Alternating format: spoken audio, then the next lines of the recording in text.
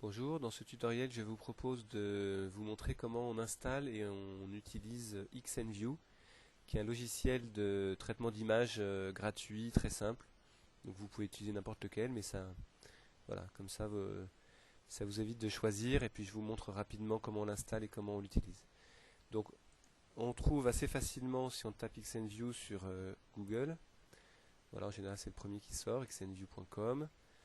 Il est disponible dans plein de langues. Et puis, en général, il y a un bouton pour télécharger. Alors, c'est bien XNView, hein, pas XNConvert, etc. Donc, XNView, télécharger. Et puis, ensuite, il y a une version minimale qui suffit pour l'anglais, français, allemand.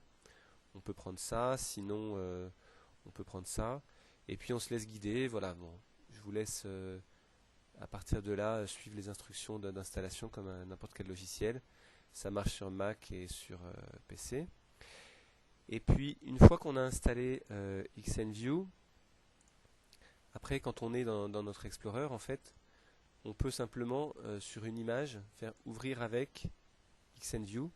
Donc, normalement, quand vous avez installé XNView, il s'ajoute dans la liste ici des choses qui permettent d'ouvrir des images, des JPEG ou des PNG. Et si jamais il apparaît pas là, vous pouvez aller là-dedans et puis essayer de le retrouver ici ou ici. Mais en tout cas, c'est assez pratique de pouvoir faire un clic droit et de pouvoir faire ouvrir XNView. Sinon, vous pouvez aussi lancer XNView et à ce moment-là, vous faites fichier ouvrir. Bon. Alors, les quelques fonctionnalités qu'on va utiliser, c'est essentiellement pour recadrer les photos.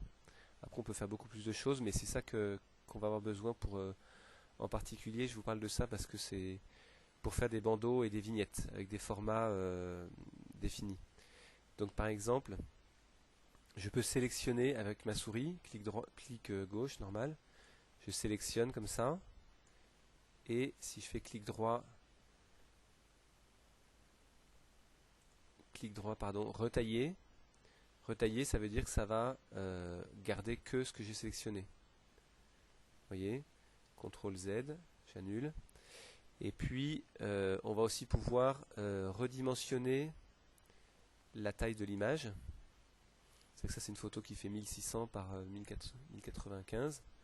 Si je veux 992, qui va être ma largeur de bandeau par exemple, je peux mettre 992. Il va garder les proportions, si j'ai bien laissé garder les proportions.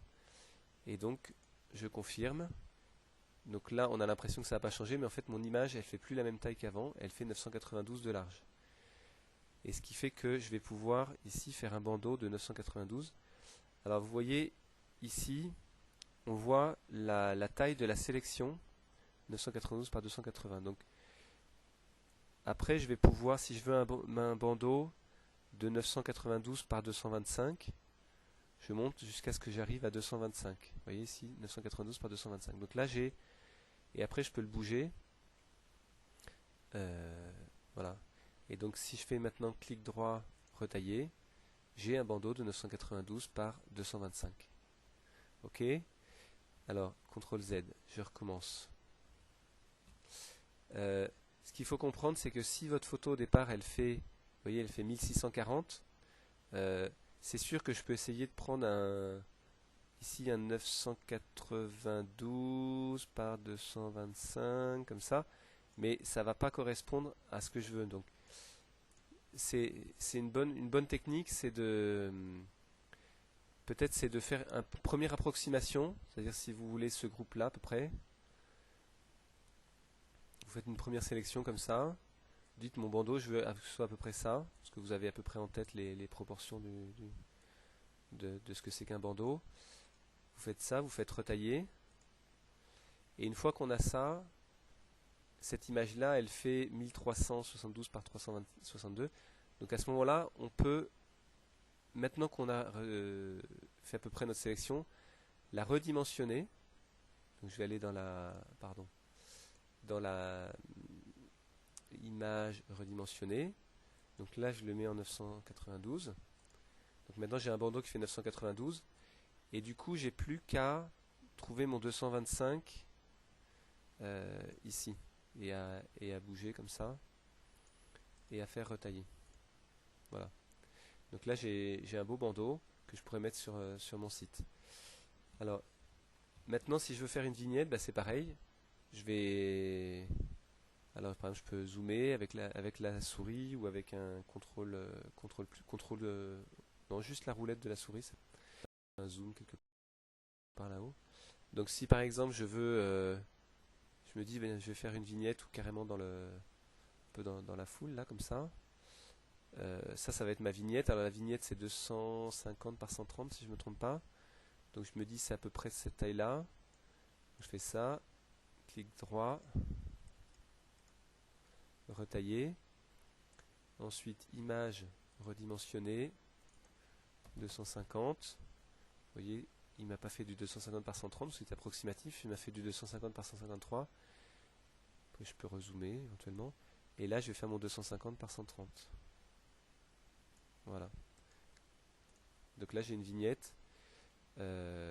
Sachant que là je suis en zoom. Donc l'échelle, si je veux revenir à l'échelle normale, voilà, ça c'est l'échelle. Ça c'est le zoom agrandir et zoom moins. Et ça c'est pour revenir. Donc ça ce sera ma vignette qui sera sur mon site. Et quand j'ai fini ça, et ben, je fais enregistrer sous. Et j'enregistre en JPEG. Et c'est ça dont je me servirai pour faire mes vignettes et mes bandeaux sur le site. Voilà, donc j'espère que ça vous aide. Vous pouvez évidemment faire avec n'importe quel logiciel. Et voilà, merci, au revoir.